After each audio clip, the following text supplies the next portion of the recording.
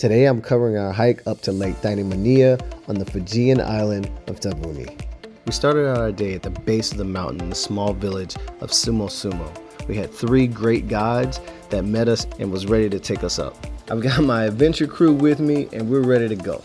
Preparing for this hike, we knew that it was going to be about 3.5 hours just to reach the lake. One of the main reasons why I was pumped about this hike was an opportunity to photograph the Taveuni, which is one of the rarest flowers in the world, and it only grows on this one island in Fiji, and it only grows at the top of this mountain, the only place in the world. So I was excited. The beginning of this mountain hike started off pretty typical. As soon as we got a little further up, maybe about an hour in, the trail really started to disappear and it wasn't much of a trail anymore. And I'm just gonna be real with you, it was not easy. If you don't have a whole lot of experience hiking, I would not recommend this as your first hike. There are a lot of times on this hike where the footing is just non-existent and almost every step is calculated, and you have to make sure that you got the right footing or you can really get seriously hurt.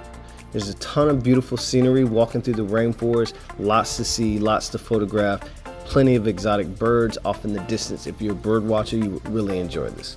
So about an hour and a half into the hike, we reach a point of the mountain where you can overlook the entire village and one side of the mountain all the way out to the reef. It is a beautiful view. The one thing about this that's a little disappointing is when you get to this point, you're already really tired and you kind of feel like you've reached the mountaintop, but we're only about halfway there. We still got another hour and a half to go before we even get to the lake. Be sure to check out part 2 of this video where we make it to the top of the lake and actually find the Taveuni flower.